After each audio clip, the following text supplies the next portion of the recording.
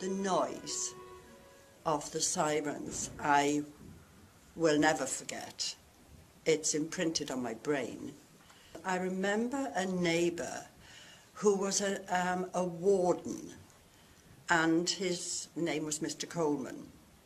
And it was the warden's job to walk up and down King's Road, and if any of the neighbours had any light showing at all, it was his job to make sure that that light was put out. My grandfather would not go down to the air raid shelter we had in the garden. He refused. He stayed in his bed.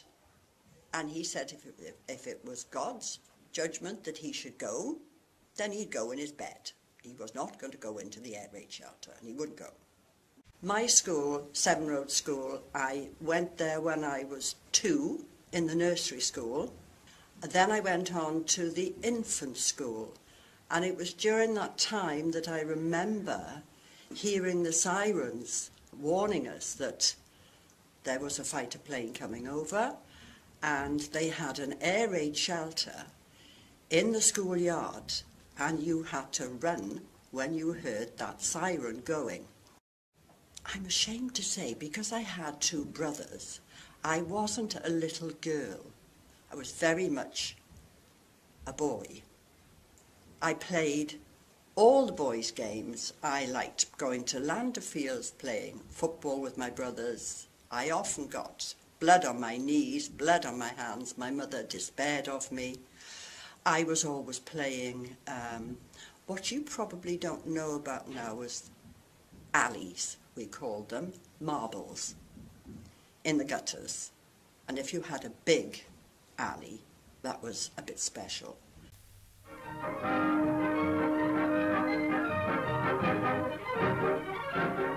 You couldn't have sweets, as you would take for granted now, just going into the shop and buying sweets. They just weren't about because sugar was short, butter was short. They didn't. You had a rationing book, and they utilised things if they couldn't get sugar. Do you know what they put to make a cake? Sweet parsnip. Now that might sound revolting, but it works. It's not much different to carrot cake, really. I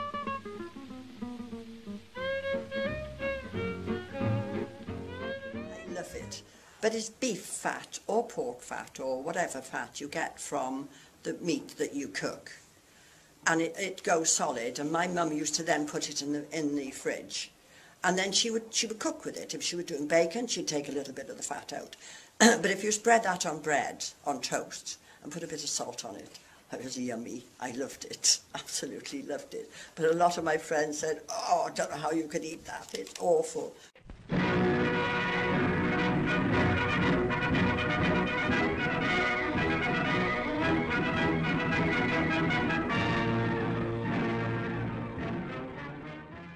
Big parties everywhere, in every street. We had in our street. All the mothers of the children all contributed. There again, when the war ended, don't forget rationing was still on. So they used what they could. Jelly and blancmange was okay, plenty of that around, but little cakes that my mum made for that time, I suspect she again put grated parsnip in. But it was a lovely, happy time. And there somebody had a piano out in the street, and there was lots of singing and dancing by the older people, because it must have been a great relief for them to know that all those years of war was finally over.